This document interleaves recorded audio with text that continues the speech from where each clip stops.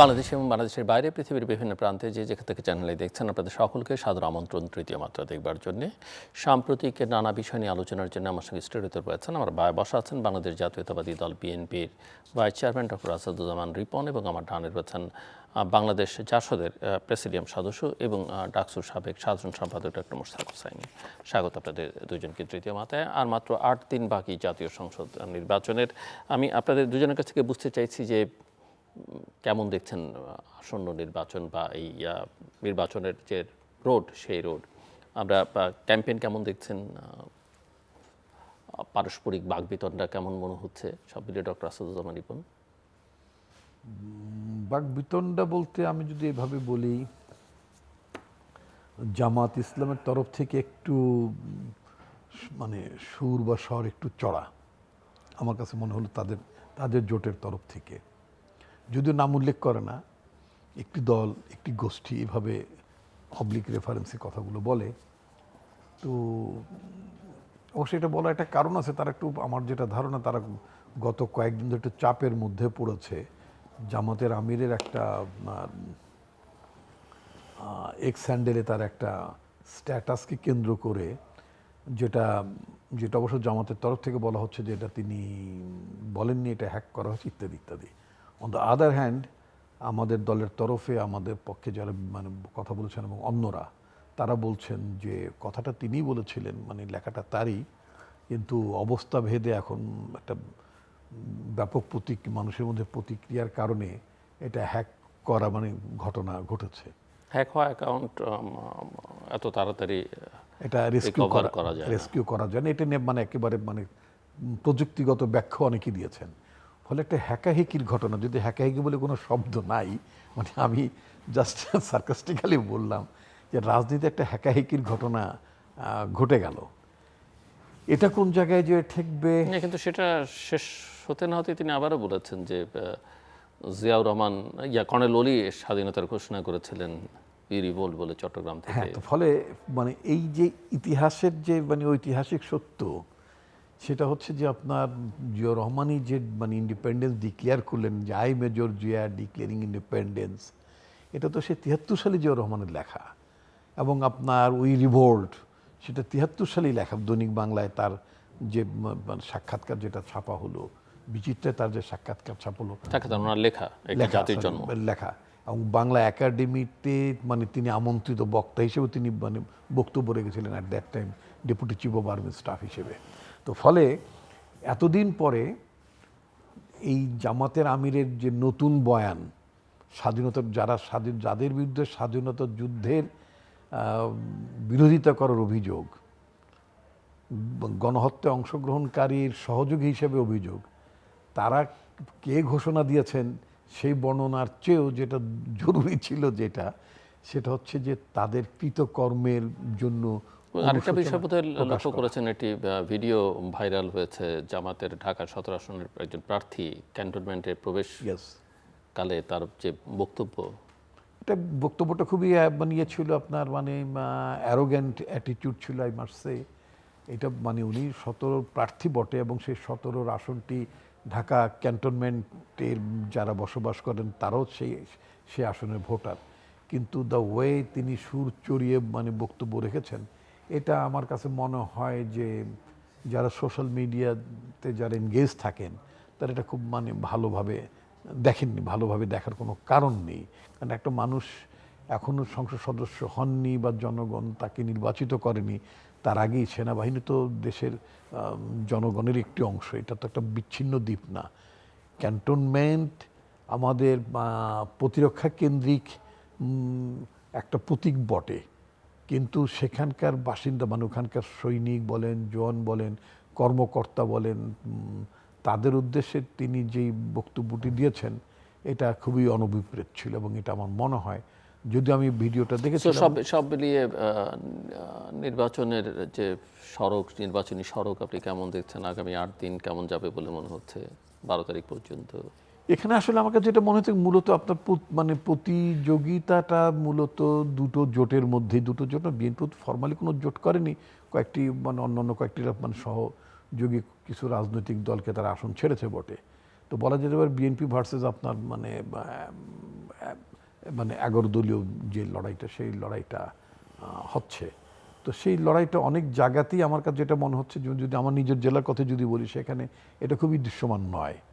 ঢাকা শহরে যদি বলি, মানে অন্যান্য বারের মতো যেই আপনার নির্বাচনী যে আবহটা, এবারে সেই নির্বাচনী আবহটা ঠিক সেইভাবে আমার কাছে, মানে আমি ঠিক সেভাবে দেখছেন না আপনি? মানে সেভাবে উত্তাপ বোধ করছি না। এটার একটা কারণ হতে পারে, সেটা হচ্ছে যে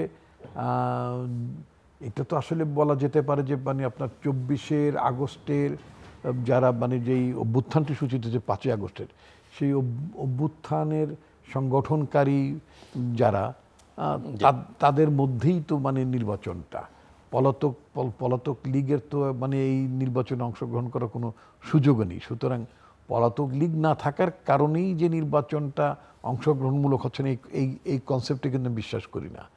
আমি যেটা মনে করি যে স্বাধীনতার বিরোধিতা করার কারণে 73 সালে যেমন স্বাধীনতা বিরোধী দলগুলো like Muslim League, like Jamaat Islam, Nizam Islam and other parties, যারা ওই সময়টা স্বাধীনতার বিরোধিতা করেছিল, তারা কিন্তু নির্বাচনে অংশগ্রহণ করার যোগ্য ছিল না। আমরা যদি ইউরোপের দিকেও তাকে, জার্মানির দিকেও যদি তাকে, সেখানে তো হিটলারের পার্টি নির্বাচনে অংশগ্রহণ মানে করার উপযুক্ততা হারিয়েছে।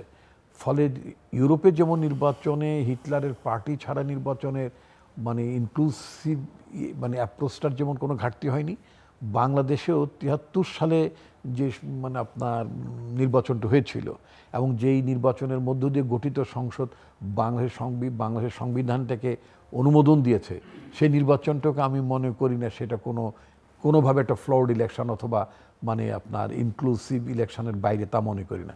তো বাংলাদেশের প্রস্তাবিত যে ইলেকশনটা 12ই ফেব্রুয়ারিতে যে ইলেকশনটা হচ্ছে, সেই ইলেকশনটায় পলাতক লীগের অংশগ্রহণ থাকছে না বটে, থাকার সুযোগও নেই। তৎসত্ত্বেও যদি নির্বাচনটি মানে একটা কন্ডিসিভ এনভায়রনমেন্টের মধ্যে দিয়ে করা সম্ভব হয়ে ওঠে, তাহলে এই নির্বাচন নিয়েও মানে প্রশ্ন ওঠার সুযোগ থাকা উচিত নয়। ডক্টর মুশতাক হোসেন। জি, নির্বাচনে সাধারণ জনগণ এখনও ওরভাবে সম্পৃক্ত হয়, তবে দলের কর্মীদের মধ্যে কিছুটা আমরা আড়মোড়া ভাঙতে দেখছি। দলীয় কর্মীরা সক্রিয়, তাদের সাপোর্টারদের মধ্যেও তার ঢেউ লাগছে। নানা কারণেই যারা একটু মানে পত্রিকার পাঠক বা ইউটিউব দেখেন নিয়মিত, তাদের মধ্যে এখনও সন্দেহ আছে বা রাজনৈতিক কর্মীদেরকে ইলেকশন হবে কি না। আমি প্রথম থেকে যদি বলে আসছি, ইলেকশন তো অবশ্যই হবে, কারণ ইলেকশন না হলে যে সমস্ত বিকল্প খোলা আছে সবার জন্যই সেটা খারাপ। হ্যাঁ, রাজনৈতিক দল, প্রশাসন বা বিভিন্ন প্রতিরক্ষা বা আইনশৃঙ্খলা বাহিনী যারা করছেন, বা যারা নির্বাচনের বাইরে নির্বাচনে যারা আসতে চাননি এই সরকারের অধীনে, তাদের কারোর জন্যই এই নির্বাচনটা না হলে ভালো, যেহেতু হবে না, বিকল্পগুলো সবগুলোই নেতিবাচক, কাজে ইলেকশনটা হতে হবে। তবে ইলেকশন আমরা আশা করি ভালো ইলেকশন হবে, তবে আমি অত আশাবাদী নই। ইলেকশন হবে, হয়তো এটা শতাব্দীর সেরা নির্বাচন হতে নাও হতে পারে, যেটি ডক্টর বলেছেন। আমি এই বিষয়ে খুব একটা আশাবাদী না, সেটাই আমার মনে হয়। তো দেখা যাক, সামনে তো সময় আছে। যদি জনগণকে সম্পৃক্ত করতে পারে রাজনৈতিক দলগুলো, প্রতিযোগিতা যদি সমান সমান হয়, তাহলে নির্বাচনটা হয়তো জনগণের মধ্যে একটা আলোড়ন সৃষ্টি হবে। আর প্রতিযোগিতা যদি সমান সমান না হয়, শক্তিশালী প্রতিপক্ষ না থাকে, অনেকটা যদি মানুষ আগে থেকেই জেনে যায় যে ইলেকশনে কে জিততে যাচ্ছে, সেক্ষেত্রে অত উত্তেজনা নাও হতে পারে। হ্যাঁ, কাজেই এই সব বিষয়ে বিবেচনা করার ইয়ে আছে। প্রতিযোগিতামূলক একটা আনসার্টেনিটি, অনিশ্চয়তা যদি থাকে, সেখানে মানুষ আগ্রহী হয়, কারণ সবাই জনগণের সমর্থন নেবার জন্যে আরও বেশি মানে গুরুত্ব দিয়ে তারা কাজগুলো করবে, নানা রকম টেকনিক করবে। তো সেটা আমার মনে হয় এখনও সামনে সময় আছে, যখন মানুষ নিশ্চিত হয়ে যাবে নির্বাচন হতে যাচ্ছে এবং নির্বাচনের মধ্যে দিয়ে আমরা একটা গণতান্ত্রিক উত্তরণের পথে যাব। সেটা একটা গণভোট চাপিয়ে দেওয়া হয়েছে, অপ্রয়োজনীয় এবং আমি বলি অসাংবিধানিক। এটা নিয়েও সন্দেহটা আছে যে গণভোটে যদি ফলাফল অধিকাংশ মানুষ মনে করে আমার মতে যে এটা ভোট তারা জিতিয়ে আনবে, তো এরকম যদি হচ্ছে, গণভোটটা তো তাৎপর্য হারাচ্ছে। এই গণভোটটা তো ওপেন হওয়া উচিত, হ্যাঁ এবং না উভয় পক্ষেই যুক্তি থাকবে। আর আমাদের দল বা যেটা আমরা বলছি, গণভোটটাই প্রত্যাহার করা উচিত। এই গণভোট একটা ঐক্যমত কমিশন একটা ঐতিহাসিক কাজ করেছে। রাজনৈতিক দলগুলো সংবিধান, নির্বাচন, অন্যান্য বিষয়ে, সংস্কারের বিষয়ে কার কী মত সেটা সবাই দেখেছে, জেনেছে, লিপিবদ্ধ হয়েছে এবং কতগুলো ঐক্যমত হয়েছে। সেই ঐক্যমতের বাইরে গিয়ে সরকারের ইচ্ছায় বা দুই একটি দলের ইচ্ছায় যেগুলো দ্বিমত সহ সেগুলো সহ গণভোটে যাচ্ছে। যেমন আমাদের দল অধিকাংশ সংস্কার আমরা পক্ষে, কিন্তু যেটা বিপক্ষে সেখানে বিপক্ষে কথা বলার তো জায়গা নেই, অন্যান্য দলের অবস্থা তাই। তো সেক্ষেত্রে এটা একটা গোঁজামিল, অপ্রয়োজনীয় এবং শুধুমাত্র কাউকে খুশি করার জন্য না। আমাদের একটা সন্দেহ হচ্ছে গণতন্ত্র উত্তরণের পথে বাধা সৃষ্টি করবার জন্য গণভোটটা ব্যবহৃত হতে পারে কিনা। ইতিমধ্যে সরকার তো গণভোটে হ্যাঁ ভোটের পক্ষে প্রচারণা চালাচ্ছে সরকার। এটা ইতিমধ্যে নির্বাচন কমিশন অত্যন্ত সঠিকভাবে বলেছে এটা অবৈধ এবং সরকারি কর্মকর্তারা কোনো দলের পক্ষে যেভাবে থাকতে পারবে না, গণভোটে হ্যাঁ এবং না এর পক্ষে থাকতে পারবে না। খুবই একটা তারা চমৎকার কথা বলেছে। তো এই কারণে সন্দেহটা আছে যে গণভোটটা প্রয়োজনীয় হতে পারত। জাতীয় সংসদে সংবিধানের কতগুলো মৌলিক সংস্কার যেগুলো প্রয়োজনীয় সেটা অনুমোদিত হওয়ার পরে জাতীয় সংসদ 2/3 আসনে দ্বিতীয়াংশ ভোটে যদি অনুমোদিত হয়, মহামান্য রাষ্ট্রপতি স্বাক্ষর করার আগে আপনার সেখানে গণভোটটা হতে পারে, যেমনটি 1991 সালের নির্বাচনের পরে হয়েছিল। কাজেই এটা একটা কারণ যারা বোদ্ধা মহল, যারা এগুলো নিয়ে চর্চা করেন বা সংশ্লিষ্ট, যে এই গণভোটটা যে চাপিয়ে দেওয়া হলো জাতীয় সংসদ নির্বাচনের দিনই, এটাও একটা মানে মানুষের মধ্যে একটা মিশ্র প্রতিক্রিয়া আছে। তবু আমি ব্যক্তিগতভাবে আশাবাদী নির্বাচনটা হয়ে যাবে। গণভোটের ফলাফল যাই হোক না কেন, আমার কাছে খুব একটা পার্থক্য মনে হচ্ছে। যদি হ্যাঁ ভোট জিতে বিশাল কিছু হয়ে যাবে বিষয়টি তা না, কারণ জাতীয় সংসদই অনুমোদিত হতে হবে। এমনকি গণভোটের যেই আদেশ, রাষ্ট্রপতি আদেশ জারি করতে পারেন না, অধ্যাদেশ জারি করতে পারেন। এটা কোনো সামরিক সরকার নয়, এটা একটা সংবিধান সম্মত সরকার, জনগণের অভিপ্রায়ের সরকার। কাজেই এটা তো অধ্যাদেশটা কিন্তু আবার এই জাতীয় সংসদে পাশ করতে হবে। গণভোটের আদেশটা অধ্যাদেশে আবার বিবেচিত হবে। পাস না করলে 180 দিন পর অটোমেটিক বাতিল হয়ে যাবে, পাস বলে গণ্য হবে। কাজে সেক্ষেত্রে গ্রহণ হয়ে যাবে। সংসদ নির্বাচনটাই হচ্ছে মূল কেন্দ্রবিন্দু এবং গণভোটে হ্যাঁ বা না যেই যে জয়যুক্ত হোক না কেন, মানুষ দেখেছে যে সংস্কারের প্রশ্নে রাজনৈতিক দলগুলো কি কি প্রতিশ্রুতি দিয়েছে, কি কি একমত। ধরুন নির্বাচনে গণভোটে না জয়যুক্ত হলো, তাই আমার দল যেটা আমি এখানে এগ্রি করেছি ঐক্যমত কমিশন, অবশ্যই ফাইট করবো সংসদের ভেতরে এবং বাইরে। আশা করি অন্যান্য দল তাই করবে। এবং গণভোট যদি হ্যাঁ হয়, বিষয়টা তাই, যারা নোট অফ ডিসেন্ট দিয়েছে, যে সমস্ত হ্যাঁ ভোটের মধ্যে ঢুকিয়েছে, তারা নিশ্চয়ই সংসদের ভেতরে সেই নোট অফ ডিসেন্টটা তুলে ধরবে, তাকে বাধ্য করা যাবে না।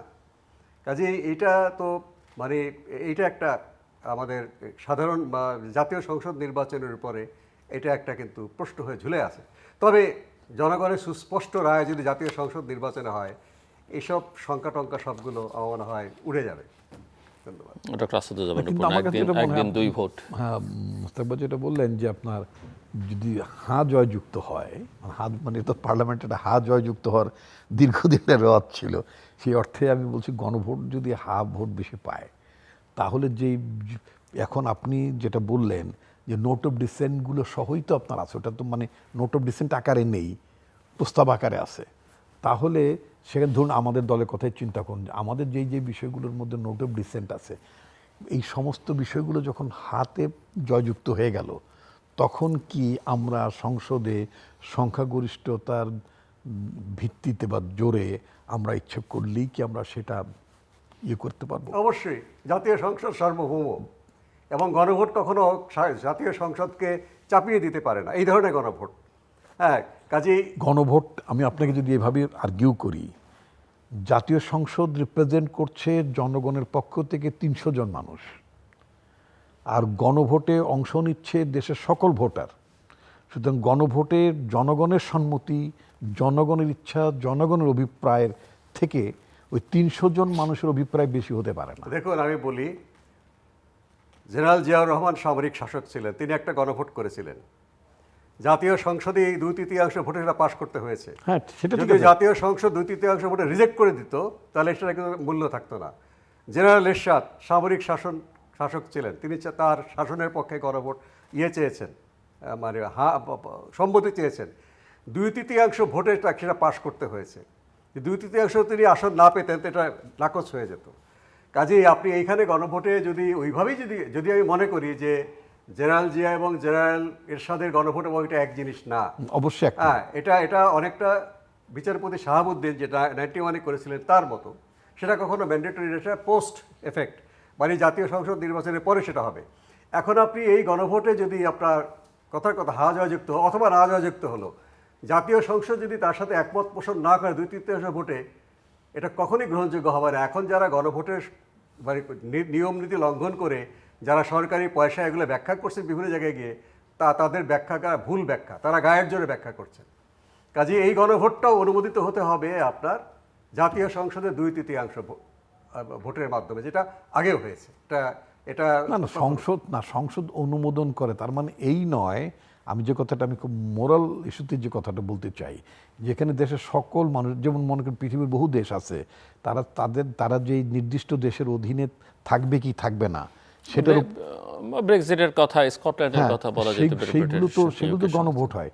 সেই গণভোটটা কি মনে করেন ব্রেক্সিটের কথা যদি ধরি, ব্রেক্সিটে পার্লামেন্টে যেতে হয়েছে কিনা, পার্লামেন্টের জেতাটা ইম্পর্টেন্ট না। এটা আমি আবেগের ভাষায় বলছি যে পার্লামেন্ট অনুমোদন না হলে গণভোট টিকবে না, নট এট অল। ব্রেক্সিটের ভোটে কিন্তু একটা প্রশ্ন ছিল, আর আমাদের যে জটিল প্রশ্ন করা হয়েছে এখানে অবশ্যই জাতীয় সংসদকে এটা পরিষ্কার করতে হবে। ব্রেক্সিট তো যাব কি যাব না, কোনো রকম এটা যুক্তি টুক্তি যার দল দিয়েছে, এখানে পক্ষেও যুক্তি হয়েছে, বিপক্ষেও যুক্তি হয়েছে। কিন্তু এই গণভোট আমার মনে হয় পৃথিবীর মধ্যে খুবই, আমি জানি না উদাহরণ আছে কিনা, যে এটা তো আপনি ইয়েস নো দিয়ে সমাধান করতে পারবেন না। কিন্তু এই ভোটটা ইয়েস নোতেই সমাধান হবে। ভোটে আপনার যেহেতু আপনি ওই তিনটায় ভোট দেবেন, একটা আমি না করব সে সুযোগ আপনার নাই। যেভাবে হোক না কেন আলটিমেটলি আপনার প্যাকেজই ভোট দিতে হচ্ছে। এই ধরনের ভোট কখনো ম্যান্ডেটরি হতে পারে না, আর একটু আদেশ জারি করতেই পারেন না মহামান্য রাষ্ট্রপতি। এটা তিনি যেটা করেছেন তাকে জবাবদিহি করতে হবে আগামী পার্লামেন্টে। তিনি এটা অধ্যাদেশের উপরে অতিরিক্ত কিছুই জারি করতে পারেন, তাহলে সংবিধানকে নাকচ করে দিয়ে তাকে ক্রান্তিকালীন সময় এই ক্ষমতাটা দিতে হবে। সেই ক্ষমতা তো মহামান্য রাষ্ট্রপতির নেই। তিনি বলতে পারেন যে আমাকে প্রধান উপদেষ্টার দপ্তর থেকে পাঠিয়েছে অ্যাকর্ডিং টু সংবিধান, প্রধান উপদেষ্টা হচ্ছে প্রধানমন্ত্রী সমমর্যাদা সম্পন্ন, তাই তাতে সম্মতি দেওয়া ছাড়া আমার কোনো উপায় নেই। কিন্তু এই প্রশ্নের জবাব প্রধান উপদেষ্টাকে তো দিতেই হবে এবং মহামান্য রাষ্ট্রপতিকেও এটা জবাব দিতে হবে। মানে তিনি ফাইল ফেরত পাঠিয়েছিলেন কিনা সেটা একটা বিবেচনার দাবি রাখে। সেটাও দেখার বিষয়। এমনি অনেকগুলো ইস্যুজ আছে, যেমন ধরেন যে নির্বাচন ভালো করবার পেছনে আইন শৃঙ্খলা পরিস্থিতি এবং আইন শৃঙ্খলা রক্ষাকারী বাহিনীর অবস্থা। র্যাবের ক্ষেত্রে দেখলাম আমরা নাম পরিবর্তন করে ফেলা সিদ্ধান্ত হয়েছে, এবং প্রশাসনের ভূমিকা নিরপেক্ষতা নিয়ে কেউ কেউ প্রশ্ন তুলবার চেষ্টা করছেন। না, প্রশাসনের নিরপেক্ষতা নিয়ে তো আপনার মানে মেজর দুইটা পার্টি, মানে বর্তমান কনটেক্সটে মেজর দুইটা পার্টি তো প্রশাসনকে নিয়ে তাদের অবস্থান আছে। কেউ বলেছে টিল্টেড টু জামাত, কেউ বলেছে টিল্টেড টু বিএনপি। তার মানে এ কাইন্ড অফ কন্ট্রোভার্সিস দিয়ার, এতে তো কোনো সন্দেহ নেই।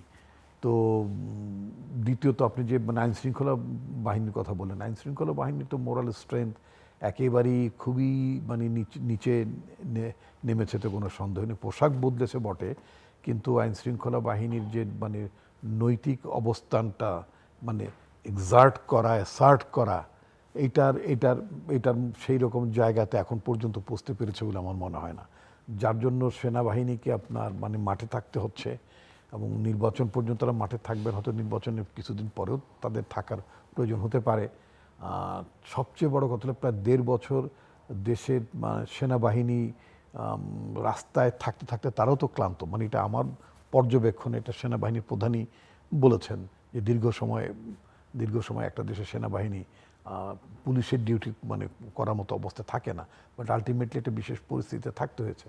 এখন সব কিছু মিলিয়ে মানে নির্বাচন করিয়ে নেওয়ার জন্য যেই প্রশাসন এবং আইন শৃঙ্খলা বাহিনীর যে সক্ষমতা থাকা দরকার, সেই সক্ষমতা সম্পর্কে স্বরাষ্ট্র উপদেষ্টা তিনি অবশ্য ক্লেম করেছেন যে না, তার অধীনস্থ বাহিনীগুলো সে ব্যাপারে রেডি আছে। সেটা এখন আমাদের দেখার বিষয়। আমরা আশা করব যে নির্বাচনের সময় যাতে সহিংসতা অথবা মানে আমরা তো এর আগে নির্বাচনগুলো দেখেছি ব্যালট বক্স নিয়ে টানাটানি কারাকারি চলে যাওয়ার এই ধরনের অপ্রীতিকর অবস্থা যাতে মানে না। ইভেন অনেকে নির্বাচন কমিশনের ভূমিকা অনেকে মনে করেন যে তারাও ঠিকঠাক মতো অ্যাক্ট করতে পারছে না, তাদের অনেক সিদ্ধান্তই আসলে নির্বাচন কমিশনের ভুল, অযৌক্তিক, বিধিবিধান পরিপন্থী? হ্যাঁ, নির্বাচন কমিশনের সিদ্ধান্তের বেলা আমি পার্টিকুলারলি যদি বলি দুটো, একজন নাগরিক হিসেবে আমার ভাবনার কথা যদি বলি, দুটো বিষয় তারা খুব বেশি সক্ষমতা বা দৃঢ়তা দেখাতে পারেনি। একটা হচ্ছে মানে যাদের ঋণ খেলাপি যারা ছিলেন এই ব্যাপারে খুব কঠোর অবস্থান নেওয়া উচিত ছিল তাদের। একটা হচ্ছে যে ব্যবসায়ীদের ক্ষেত্রে আপনি আমি তো ব্যবসা সেই অর্থে ব্যবসা করি না, বা আমার ব্যাংক লোন টোনও জিন্দিগত ছিল না, আমার ধারণা নাই। তবে যেটা শুনি কত পার্সেন্ট দিলে নাকি রিশিডিউল হয়, 10% না কত দিলে রিশিডিউল হয়। অর্থাৎ আপনার যদি 1 কোটি টাকা থাকে, আপনি 10 লাখ টাকা শোধ করে দিলে বোধহয় রিশিডিউল হয়, এরকম একটা বোধহয় ব্যাপার। এটা ব্যবসায়ীকে আপনি বলতে পারেন ঠিক আছে, তার ব্যবসা প্রতিষ্ঠান যাতে চলমান থাকে, ওখানে যাতে আনএমপ্লয়মেন্টের সিচুয়েশন নয়, আপনি একটা ব্যবসায়ীকে এই ধরনের সুযোগ দিতে পারেন। কিন্তু নির্বাচনে অংশগ্রহণ করার জন্য 10%-এর শিডিউল করা, একজন মানুষ তিনি সংসদে যাবেন, আইন প্রণয়ন করবেন, তার মোরালটা তো অনেক হাই থাকা দরকার। তিনি কেন মানে অন্য ব্যবসায়ীদের মতো 10%-এর সুযোগ নিয়ে তিনি নির্বাচনে দাঁড়াবার সুযোগ না, সেটা করলে ভালো। অভিযোগ তো আছে যে সেটা করা ছাড়াও কেউ কেউ প্রার্থী হয়ে গেছে। তো এটা তো ওটা তো যেমন বিএনপির আপনার দলেরই একজনের কুমিল্লায় বাতিল হয়েছে। হ্যাঁ, মানে এটা বাতিল হয়েছে, এটা মানে বিচার বিভাগ এটা খুবই মানে আপনার দৃঢ় ভূমিকা পালন করেছেন এই মার্চে। এটা এখানে আমার দলের বলার কিছু থাকা উচিত না। আরেকটা হচ্ছে দ্বৈত নাগরিকত্বের ইস্যু। রাইট, কিন্তু মানে এই ক্ষেত্রে বা নির্বাচন কমিশন নিজেই যদি ব্যবস্থা নিতে পারত তাহলে তার আদালত পর্যন্ত গড়াতো না। তারপরে দ্বৈত নাগরিকত্বের ব্যাপার নিয়েও তাদের আরও স্ট্রং অ্যাটিটিউড থাকা উচিত ছিল। যারা দেশের পার্লামেন্টে যারা ল মেকার হবেন, এই দেশের জন্য আইন প্রণয়ন করবেন, এই দেশের মন্ত্রী হবেন, শপথ নেবেন এই দেশের জন্য, তাদের দ্বৈত নাগরিকত্ব থাকার তো কোনো কারণ নেই, থাকা উচিত না। কেন থাকবে?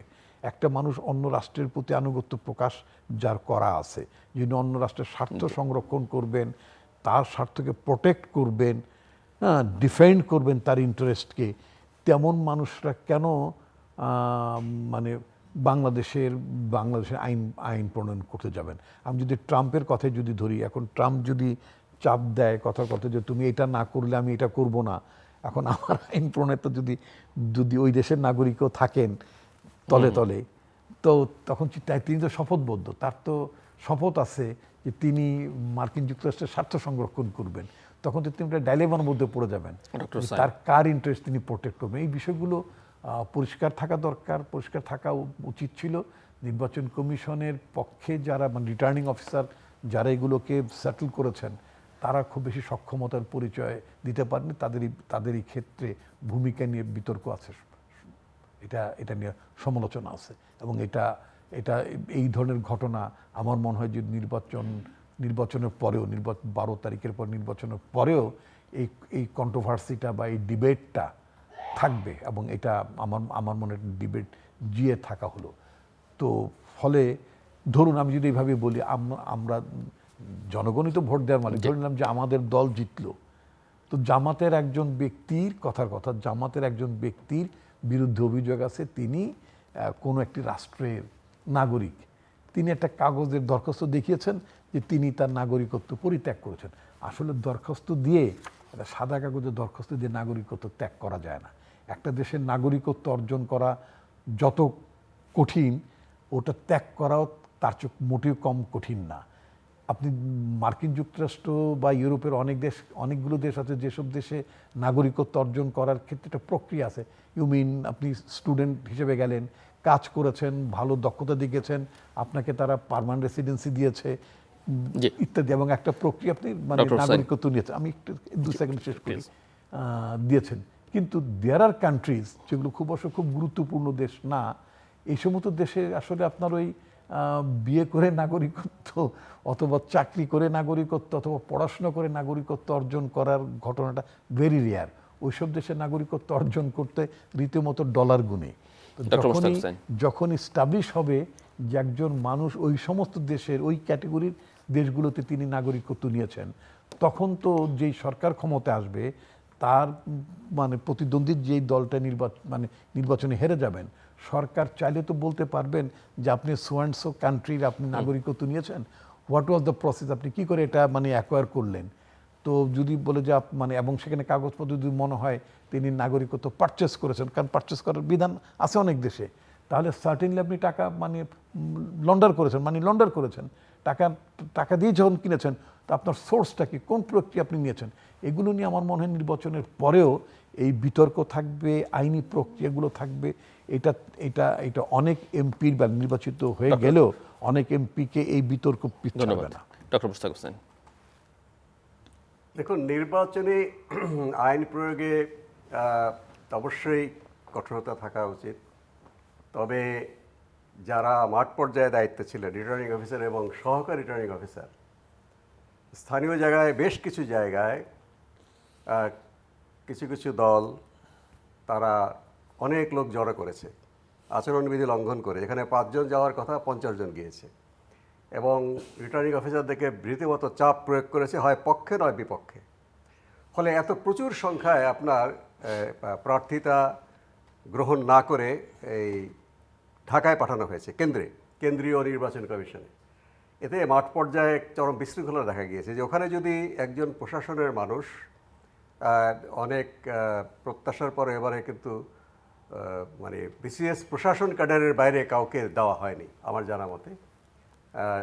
ডেপুটি কমিশনার এবং ইউএনও তারাই সব জায়গায় রিটার্নিং অফিসার এবং সহকারী রিটার্নিং অফিসার হয়েছে। এখন ভোটের আগে যদি চাপের মুখে তাদেরকে এগুলো করা যায়, যেটা বাতিল করেছে অধিকাংশই কিন্তু এখানে সেই বাতিলগুলো না করছে, আবার প্রার্থীতা বহাল হয়েছে। কিছু কিছু আদালতে গিয়েছে। আদালতের বিষয়, হ্যাঁ, আদালত অবশ্যই অবজেক্টিভ ন্যায় বিচার করবে। এবং আরেকটা বিষয়, আমি নিজে আইন বিশারদ না, যে উনি তার টেকনিক্যালি কারিগরি জ্ঞান, মানে বিচারের কারিগরি জ্ঞান প্রয়োগ করে হয়তো একটা রায় দিলেন এবং মানুষকেও মনে করতে হবে যে এটা একটা সুবিচার হয়েছে। এখন রায় দেওয়া হয়, বিচারকের চোখে কালো কাপড় বাঁধা থাকে, তাই না, যে ভেনাসের মূর্তি আমরা দেখেছি। কিন্তু এখন দেখবে যে এখানে প্রতিদ্বন্দ্বী প্রার্থীরা কারা। ঋণ খেলাপি নিয়ে অনেক মামলা হয়েছে, এখন কোন মেরিট কে পাবে, এখানে এগুলো কিন্তু আপনার কনসেপশনের বাইরে না। বা বিদেশি নাগরিকত্বের কথা বলেছেন, অত্যন্ত সঠিক কথা বলেছেন। বিদেশি নাগরিকত্বের প্রশ্নটা নির্বাচনের পরে হবে এবং রিট্রোস্পেক্টিভলি আমাদের অন্তর্বর্তীকালীন সরকারে কোনো বিদেশি নাগরিক ছিল কি না সেটাও কিন্তু প্রশ্নে আসবে। কারণ যে যদিও এটা কোনো একটা পত্রিকা দেখলাম ত্রয়োদশ সংশোধনীতে আছে যে তত্ত্বাবধায়ক সরকারের সদস্য তারাই হতে পারবেন যারা এমপি হওয়ার যোগ্য। তো এমপি হওয়ার যোগ্যের মধ্যে এটাও আছে যে দ্বৈত নাগরিকরা এমপি হতে পারবে না, যেটা এবারে প্রয়োগ করার চেষ্টা করা হয়েছে। কিন্তু এই সরকার তো তত্ত্বাবধায়ক সরকার না। তাহলে আপনাকে ওটাকে সরকার তো না, তাহলে ওটাকে আপনাকে হয় অনুমোদন করতে হবে, না নাকচ করে আপনার এটা বিচার করতে হবে। সবচেয়ে নাকচ করাই উচিত ছিল। হ্যাঁ, কাজে যারা বাংলাদেশের এমপি প্রার্থী হতে পারবেন না, যতই আপনার মানে হোক না কেন, সাংবিধানিক ধারাবাহিকতার মধ্যে ঘটুক না কেন, সেটা কিন্তু আপনি ন্যায় বিচারের পরিপন্থী হয়ে যাবে। তাহলে আপনি এগুলো বিচার করছেন কিভাবে? এই যে বর্তমান সংসদ নির্বাচন আপনি করছেন, প্রার্থিতা বাতিল করছেন, ওটা যদি ঠিক হয়ে থাকে, আমাদের যদি সরকারের যারা সদস্য উপদেষ্টা বা যারা মানে সরকারের কর্তৃপক্ষে হিসেবে দায়িত্ব দেওয়া হয়েছে সেখানে যদি দ্বৈত নাগরিকত্ব অ্যালাউ করেন, তাহলে বর্তমান সংসদ নির্বাচনে সেটা কেন করবেন না? ভেরি ভ্যালিড তাই আর্গুমেন্ট। না? একই কথা আপনার অন্যান্য ক্ষেত্রেও কিন্তু খাটবে। আশা করি নির্বাচন শান্তিপূর্ণভাবে হবে, এগুলো আলোচনা হওয়া উচিত, প্রতিশোধের জন্য নয়। আপনি কি মনে করেন একাডেমিক কারণে? আপনি কি দেখছেন যে আইন শৃঙ্খলা রক্ষাকারী বাহিনী তারা আসলে ভূমিকা পালন করছে বা করতে পারছে? বা এখনো পর্যন্ত অত বড় ঘটনা ঘটেনি, কিন্তু দুর্বলতা রয়ে গেছে।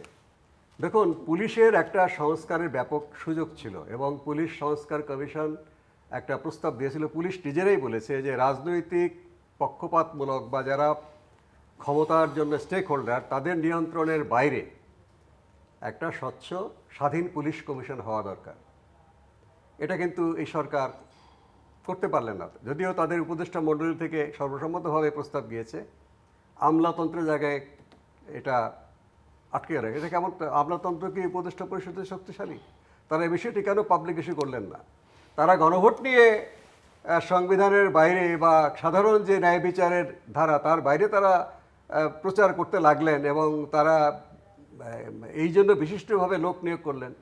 যেই সমস্ত সংস্কার প্রশ্নে সমস্ত দল একমত, জাতীয় ঐক্যমত কমিশনের ভেতরে এবং বাইরে পুলিশের সংস্কার, স্বাস্থ্যের সংস্কার, স্থানীয় সরকারের সংস্কার, সেগুলোর বিষয়ে তারা কিন্তু কোনো সিরিয়াসনেস দেখালেন না। তারা গণভোট নিয়ে খুবই আজকে পরেশান হয়ে গেছেন। এগুলো তারা কেন করলেন না? পুলিশের যদি এই সরকার থাকা অবস্থাতেই সর্বসম্মতভাবে গৃহীত পুলিশ সংস্কার, স্বাধীন পুলিশ কমিশন গঠনের যে প্রস্তাবটা, সেটা যদি হতো তাহলে পুলিশের একটা নৈতিক শক্তি, তাদের জনবল বা তাদের অস্ত্রপাতির কোনো ঘাটতি নেই। ঘাটতি যেটা রিপন ভাই বলেছেন যে মনোবলের ঘাটতি। কেন? এখন চিন্তা করছেন, আমি যদি এখন নিরপেক্ষ আচরণ করি, ওটা যার বিরুদ্ধে যাবে, তিনি যদি আগামীতে এমপি হন বা তিনি যদি ক্ষমতাসীন সরকারের দলের সমর্থক হন, আমার তো ভবিষ্যতে বিচার হবে। এখন যে সমস্ত অভিযোগ আসছে, একটা হচ্ছে যারা গণহত্যা জড়িত তাদেরকে আপনি অবশ্যই শাস্তি দেবেন, কিন্তু তার দাদা একটা দলের সমর্থক, কাজে তাকে চাকরি দেওয়া যাবে না। এইসব কারবার হয়েছে যে শৈক্ষের অবেশ তাকে বাধ্য হলে কেন সে অমুক দলের সাপোর্টার বা তার চাচা বা তার বাবার সাপোর্টার। এটা যে আগামীতে যে হবে না, আপনি সেই গ্যারান্টি রাখলেন না। কিন্তু যদি স্বাধীন পুলিশ কমিশন হতো যে তার মেরিট অনুযায়ী তাকে বিচার করা হবে, তার বাবা দাদা কোন দল সেটা বিচার করা হবে না। এটা অন্যায়ভাবে করা হয়েছে গত সরকারের আমলে। পুলিশ রিক্রুটমেন্টের সময় তারা এই 14 গোষ্ঠী ঠিকুজি নিয়ে দুর্নীতি করে তারা অনেক চাকরি দিয়েছে, এটা বিষয়ে কোনো সন্দেহ নেই। তার অবশ্যই চাচাকে বাবা বানিয়ে, হ্যাঁ, জঘন্য ঘটনা। একটা তার চাচাকে বাবা বানিয়ে মুক্তিযোদ্ধা কোটায় খুবই জঘন্য ঘটনা ঘটেছে। ভবিষ্যতে এরকম ঘটনা ঘটবে না সেটা যদি আমরা করতে পারতাম অন্তর্বর্তীকালীন সময়ে, আমি মনে করি প্রশাসনে যারা আছে তাদের দক্ষতার কোনো ঘাটতি নেই, নির্বাচন কমিশনে যারা আছে তাদের দক্ষতার ঘাটতি নেই, পুলিশে যারা আছে তাদের কোনো ঘাটতি নেই, সামরিক বাহিনী সহ সবাই দক্ষ। কিন্তু তারা ওই অনিশ্চয়তা ভুগছেন ভবিষ্যৎ রাজনৈতিক পরিবর্তনের পরে তাদের উপরে উইচ হান্টিং করা হবে কিনা, যে তাদের উপরে অভিযোগ আনা হবে কিনা, তুমি আমাকে হারাবার জন্য কাজ করেছো বা তুমি আমার বিরুদ্ধে অনেক চড়াও হয়েছো, কাজে এখন তুমি ফ্যাসিবাদের দোষর বা তুমি অমক ইত্যাদি। কাজে এইটার কারণে কিন্তু আমাদের প্রশাসন, পুলিশ বাহিনী, যারা সরকারি কর্মকর্তা, নির্বাচন কমিশন একটা দোদুল্যমানতার ভাব আছে, দোমানা ভাব আছে। তবে জনগণের দৃঢ় ঐক্য যদি থাকে, রাজনৈতিক দলগুলো কতটুকু ঐক্যবদ্ধ হবে জানি না, তাহলে কিন্তু এরাই কিন্তু চমৎকার একটা নির্বাচন উপহার দিতে পারবে।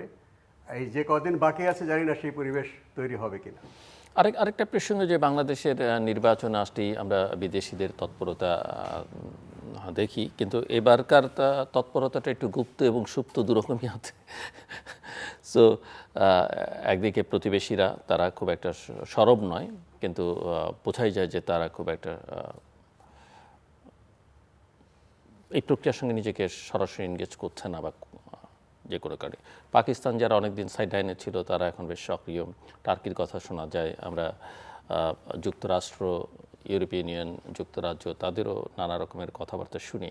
সো আপনি কি দেখেন? এবং এর মধ্যে আমরা দেখলাম যে যুক্তরাষ্ট্র এবং ভারতের মধ্যে যে শুল্ক নিয়ে যে একটা অসন্তোষ বা অস্বস্তি ছিল, সেটা অনেকখানি এখন প্রায় কাটবার পথে। জি, আগে তো একটা আলোচনা হতো যে যুক্তরাষ্ট্র বাংলাদেশকে ইন্ডিয়ান লেন্সে দেখে কিনা, মাঝখানে সেটা অনেকে আশাবাদী। বাংলাদেশে দীর্ঘ সময় ধরে, বিশেষ করে আপনার মার্কিন যুক্তরাষ্ট্রে একজন রাষ্ট্রদূত ছিল, পরে উনি গার্মেন্টসের কনসালটেন্সি করতেন, নামটা আমি ভুলে গেলাম। ইমিডিয়েটলি আপনার 1/11 পরে যে ভদ্রলোক এসেছিলেন আর কি, রাইট না, আমি নামটা ভুলে গেলাম, হোয়াটএভার। তো মিলারের কথা বলছেন না, মানে ওই যে আপনার গার্মেন্টস, হ্যাঁ, মরিয়াটি, জেমস মরিয়াটি, রাইট। তো এই যে জেমস মরিয়াটির একটা প্রোগ্রামে আমি অ্যাটেন্ড করলাম ইমিডিয়েট আফটার, মানে আপনার আওয়ামী লীগ যখন পরে আসলো 2009-তে। তো তখন তার একটা বক্তব্য ছিল, ভারত ভারত হচ্ছে এই রিজিয়নের স্টেক হোল্ডার, ভারত কিভাবে দেখছে এই দেশটা, সব কিছু তার কথাবার্তা অ্যাজিভ যেন বাংলাদেশটাকে সে সিরিয়াসলি নিচ্ছে না।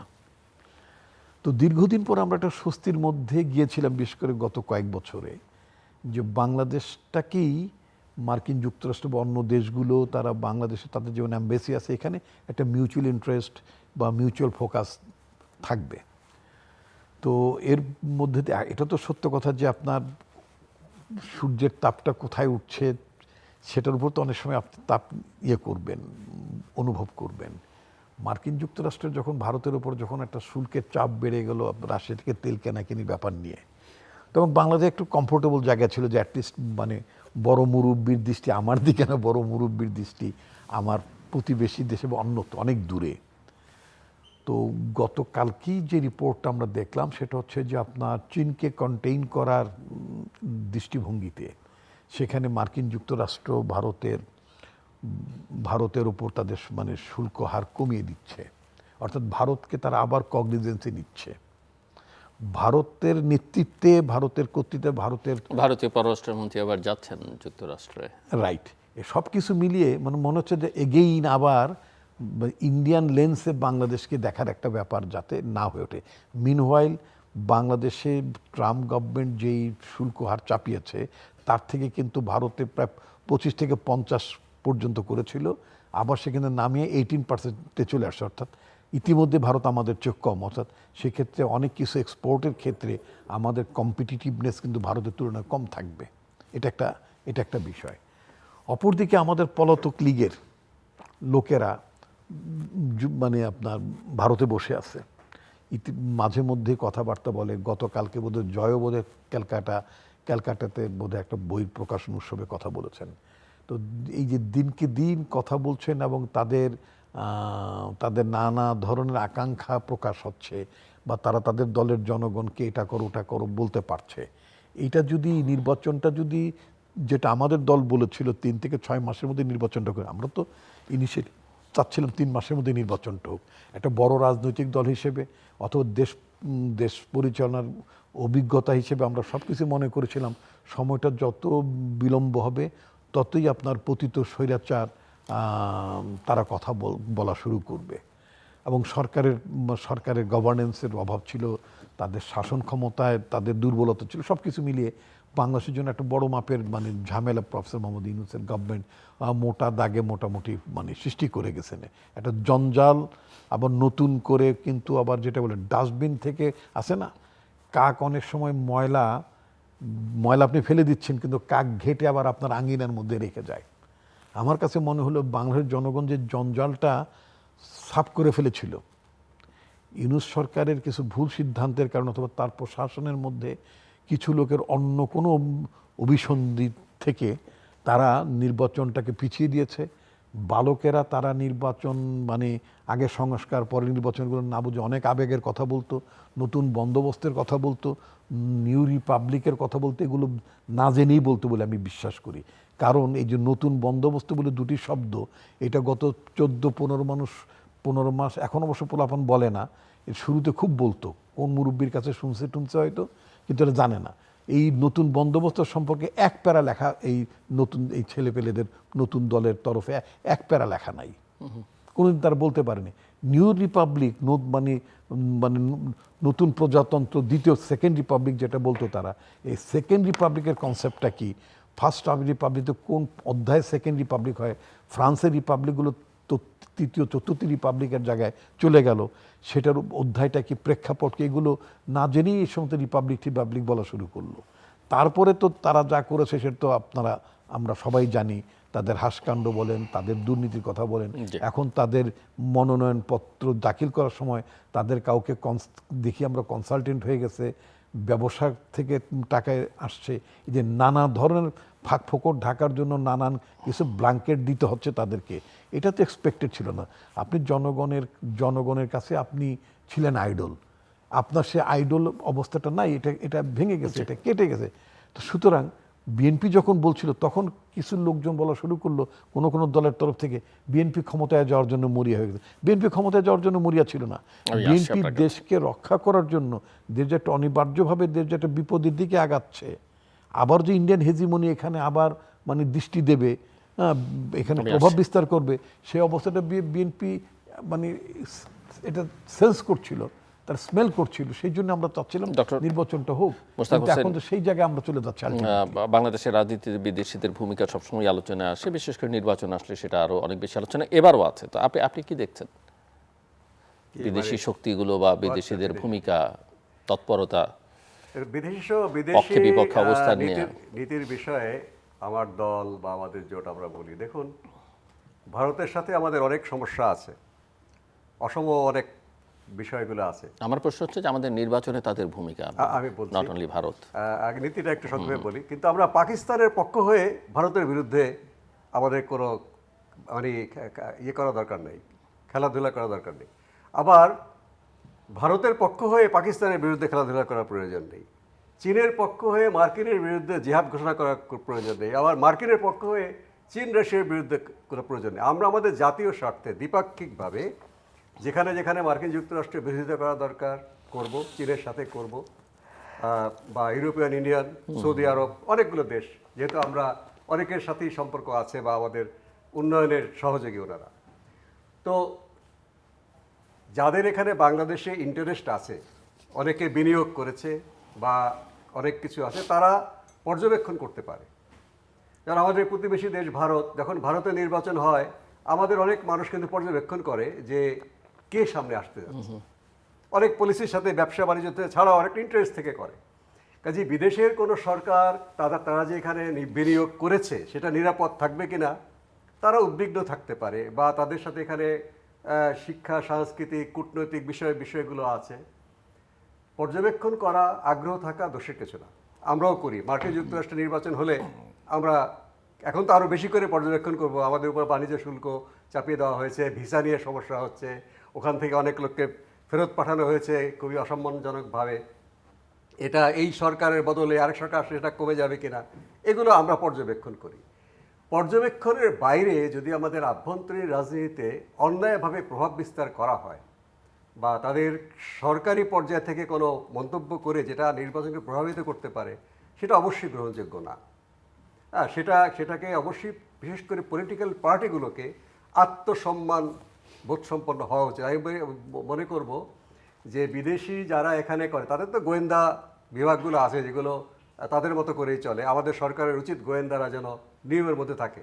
এটার মধ্যে সবসময় একটা ক্ল্যাশ থাকে যে আমাদের সরকার চাইবে বিদেশি গোয়েন্দারা নিয়মের মধ্যে থাকবে, আবার বিদেশিরা চাইবে যে এটাকে ফাঁক ফোকর দিয়ে তাদের গোয়েন্দাদের কাজ করবে যাই।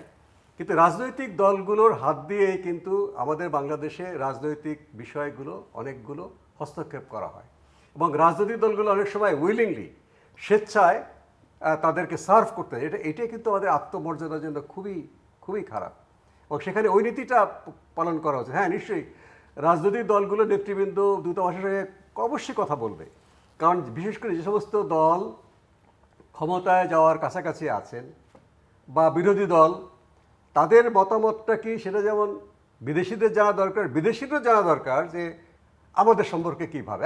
আমাদের দল সম্পর্কে একটা ভুল ধারণা থাকতে পারে যারা বিদেশি শক্তিগুলো আছে। নিশ্চয়ই আমি চাইবো এটা ভুল ধারণাটা দূর করার জন্য যে আমরা এটা চাচ্ছি এবং আমাদের কার্যকলাপ দেখো। এই পারস্পরিক বোঝাপড়া, পারস্পরিক লেনদেন, এটা কিন্তু সরাসরি আলোচনার মাধ্যমে হতে পারে, পত্রিকায় প্রবন্ধ লেখে হতে পারে, এই আপনার টক শো থেকেও। আমি মনে করি যে বিদেশি দূতাবাসের অধিকাংশ আপনার টক শোগুলো তারা ফলো করে। হ্যাঁ, একটা ভালো সম্পর্ক আছে আপনার এবং একটা বিশ্বাসযোগ্যতা আছে। এই যে সে স্টাডি করাটা ঠিক আছে, স্টাডি করার পার্ট পরস্পরকে বোঝা ঠিক আছে, কিন্তু আমি যদি অন্যায় সুবিধা নিতে চাই, যেই কথাটা আপনি প্রকাশ্যে স্বীকার করতে পারবেন না সেরকম আপনি যদি ফেভার নেন বা ডিসফেভার করেন কারো পক্ষ হয়ে কারো বিরুদ্ধে, এটা শুধু জাতীয় মর্যাদার জন্যই আপনার ক্ষতিকর না, ওই রাজনৈতিক দলগুলোর বিকাশের পথেও কিন্তু বাধা। এবং বাংলাদেশের কেন কোনো দেশের মানুষই কোনো একটা দলকে গ্রহণ করবে না যে একটা ব্র্যান্ডেড হবে, যে ও ভারতের মুখপাত্র, ও মার্কিন যুক্তরাষ্ট্রের মুখপাত্র, ও সৌদি আরবের কথা বলে, ও তুরস্কের কথা বলে, ও পাকিস্তানের কথা বলে।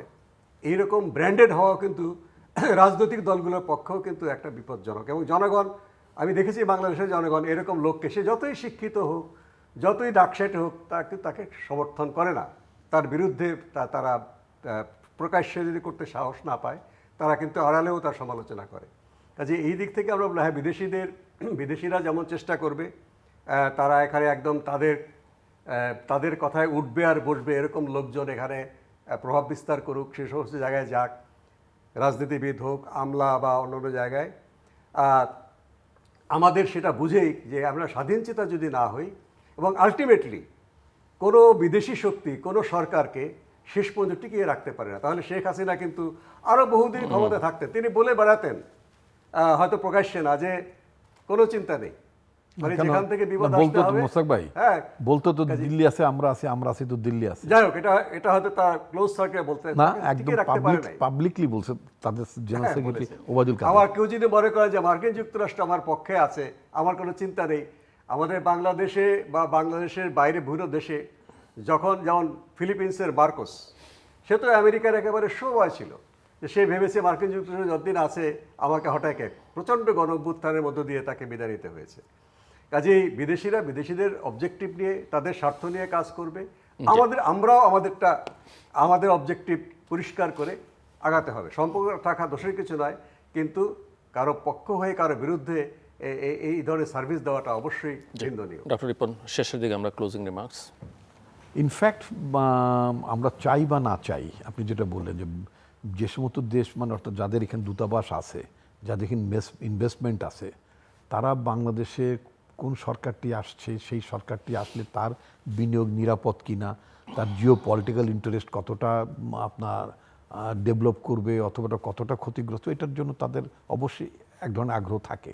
এবং আমরা অতি সম্প্রতি যদি মার্কিন যুক্তরাষ্ট্রের ঢাকা দূতাবাসের আমরা যদি একটা কনভারসেশনের লিকটা আমরা দেখে থাকি, এবং এটা বিশ্বাসযোগ্যতা নিয়ে অবশ্য দূতাবাস করেনি, মানে ডিক্লাইন করেনি, হোয়াট এভার, তো সেখানেও তো বোঝা যায় যে বাংলাদেশে নির্বাচন নিয়ে রাজনৈতিক দলগুলোর গতি প্রকৃতি নিয়ে তাদের আগ্রহ আছে, এতে তো কোনো সন্দেহ নেই। তবে আমাদের যেটা উচিত হবে, আমাদের জনগণের কাছে, রাজনৈতিক দলগুলোর উচিত হবে জনগণের কাছে স্পষ্ট করা, সেটা হচ্ছে দেশের স্বার্থের বিপরীতে তারা কোনো ভূমিকা নিচ্ছেন না।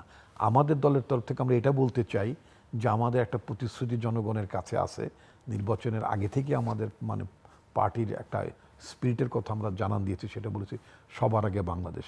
আমাদের নেতা তারেক রহমান একটা কথা তুলেছেন, মার্কিন যুক্তরাষ্ট্রে যেমন ট্রাম্প সাহেব, তিনি মার্কিন যুক্তরাষ্ট্রের স্বার্থকে অগ্রাধিকার দেন, ভবিষ্যতে বিএনপি নির্বাচিত হলে তিনি বাংলাদেশের স্বার্থকেই অগ্রাধিকার দেবেন। ডক্টর মোশতাক হোসেন। না, এটা ভালো, তবে আবার বাস্তবতার দোহাই দিয়ে যেন অন্য কথা বলা না হয়। আমাদের দেশের রাজনীতিবিদরা, বিশেষ করে যারা ক্ষমতায় গিয়েছেন বা ক্ষমতায় আসতে চাচ্ছেন, তারা অবশ্যই প্রতিশ্রুতি দিয়েছেন জোট নিরপেক্ষ পররাষ্ট্রনীতি, বিদেশে আমাদের প্রভু নেই বন্ধু আছে, কিন্তু আমরা এটা কার্যক্রমে আগামী দেখতে চাই। এবং এখন দেখুন, চট্টগ্রাম বন্দরের লিজ দেওয়া নিয়ে কিন্তু বিতর্ক হচ্ছে।